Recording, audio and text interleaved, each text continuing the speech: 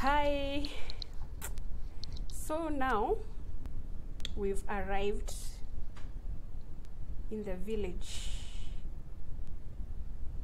in Meru at my great grandpa's homestead. So immediately we arrived, the first thing that I saw is this nicely shaped fence. There was like a stretch from where his shamba begins to his homestead, a long stretch which had this nicely shaped fence with flowers, rose flowers of different colors. Those red, pink, and white, you can imagine, and big trees. So the stretch was so nice, cool with shade, and now those flowers. And then when you look at the shamba was nicely and well kept with lots of fruits. My great grandpa had a lot of fruits. Mpaka wa leo, there are some fruits that I've never seen, by the way. I've never seen them in the market, in the kuziona huku supermarket. Different fruits, like kulikuwa na different types of oranges. So my first time to see these big oranges, they have a name, the bitter one, a very big one, almost like a small pumpkin, but now this is an orange. It has still kama ni grape, but when you eat it, it's bitter and it's orange in color inside. So different kinds of strawberries, the berries, I mean, not because the strawberries and other berries, different types of berries, passion fruit. Like there was this one fence that was near his homestead, a very nice one, big, ilikuwa full of passion fruits. Alafu below it kuna this nice purple flowers. So ukipitia tu hapo, especially in the morning, kuna ile dew, alafu nakuta passion fruits zimeanguka. Yani unaenda tu ukiokota hizo passion fruits. That place was nice. And then venye tuliingia tu tukafika kwa compound. The compound had these benches, and the benches were under trees. Alafu they had signboards, black signboards written in white. Like one that I can remember was written, let me say it in Kimeru, Karahaza Nogoka Shokiankado, meaning sit down, rest, and give thanks. So alikuanga na benches kama hizi in every compound, yeah. Even the garden, there's one garden that alikuwa set aside purposely for God. Like everything that was grown in that garden was taken to church, and then maybe they could sell and the money could be kept in the church for church purposes. And that shamba was also written, ilikuwa na a signboard that this is God's garden. Hey, sasa hizi nyumba zimesurroundiwa na nice flowers, big, small, nice flowers. Alafu zikiekewa fence imeshepiwa na tule I don't know what to call them, tumbao tumeshepiwa nicely. So ukitoka hapo, so that was the house that we went to stay in, my dad's uncle's house. So from that compound unateremka sasa kwake to his homestead. His homestead as well had this nice surrounded by nice flowers, big nicely shaped. Yani kama zilikuwa zina trimiangwa every now and then. Alafu sasa fence yake ilikuwa ya rosemary. Then sikuwa najua rosemary ni nini, nilikuwa nasikianga tu inakaa harufu this nice ka smell, but sikuwa najua this is rosemary. Mimi nilikuwa najua tu it's just a fence like any other. Alafu kuna near that place kulikuanga na mint. By then I didn't know what was mint.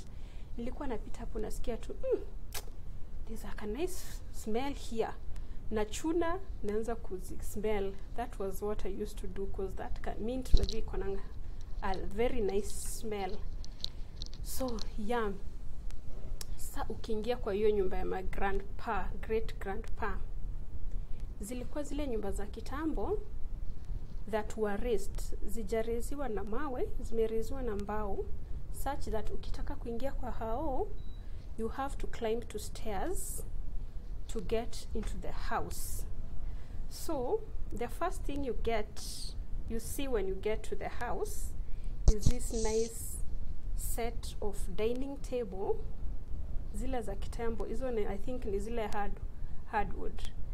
So na hiyo dining table yake I think ni hizi design za sai, cause ilikuwa na one bench and then na 4 chairs.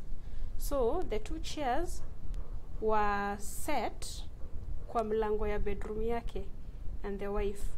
Moja kwa hiyo corner, ingine kwa hii corner, alafu zingine mbili kwa next to the dining table. Hapo katikati kuna kwenye wanaoteanga moto jiko. So walikuwa wanawashanga jiko. When you go there in the morning, you find kama ni ugali libaki wameekelea hapo juu ya jiko, wanaichoma ndio kunywa nayo chai. If it's a bread, wanaekelea pia hapo, inachomeka and then they scrub it with a knife, alafu napewa na kunywa chai. So from that like a dining area, kuna area ingine ilikuwa ya purposely I guess for visitors. Ilikuwa naona wageni wakikuja wanaingia huko. Iko na sets of seats, like ilikuwa 3 to 1. Yeah, ni 5 seater ama ni 6 seater, something like that. Very nice ones. Alafu zilikuwa za leather by the way that time. Alafu kwa walls ameka picha zake za the daughters, sons wenye wamewed, their pictures and their families, these black and white pictures. Alafu kulikuwa na karoom kengine that was purposely his office.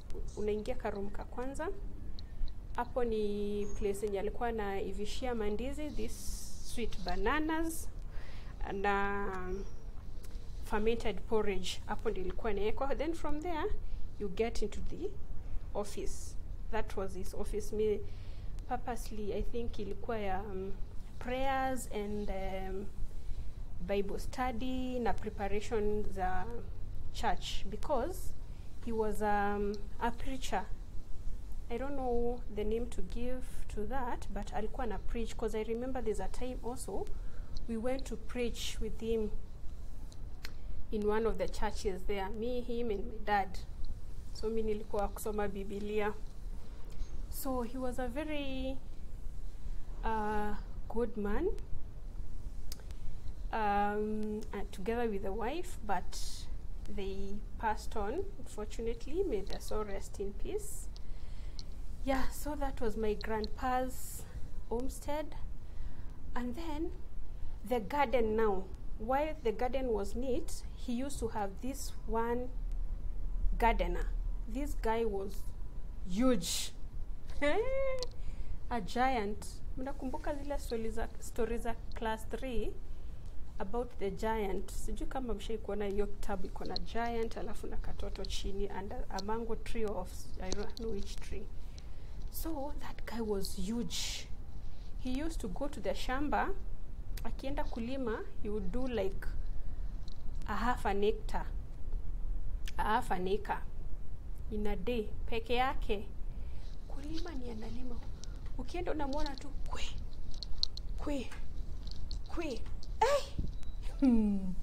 Yani he used to take care of that shamba. Then jioni ikifika, that guy, kulikuwa na nyumba ya mbuzi. Hiyo nyumba ya mbuzi ilikuwa katikati imewekewa pia place ya fireplace.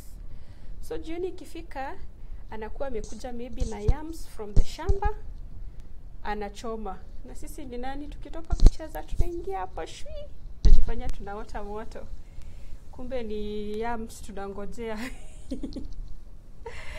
Tunakula yams, kimaliza sisi hao nyumbani, or tunaingia kwa great grandpa, tunakaa hapo tunapiga story. And my great grandpa used to have a lot of visitors. Mmoja mwenye nakumbuka alikuwa anaitwa Milani. He was a Muhindi in Meru town, anaitwa Milani. He was a great friend to my great grandpa. So yeah, that was the homestead. I've told you about the fruits. The fruits, I still remember those fruits. So ukitoka kwa my great grandpa, unaanza kuteremka sasa mtoni to the stream. I'm telling you, the sound of the stream, the birds, the insect in the trees. Kuna zile insects zilikuwa zinalianga chini. So different ones, ukiteremka tu unasikia tu hiyo sauti ya sounds of the birds, the stream. Alafu ukiteremka kule mtoni, sasa idi ya mtoni ndio kulikuwa kumejaa guavas. There were a lot of guavas, different types. Kuna za white kubwa zile, kuna za red, kuna tudogo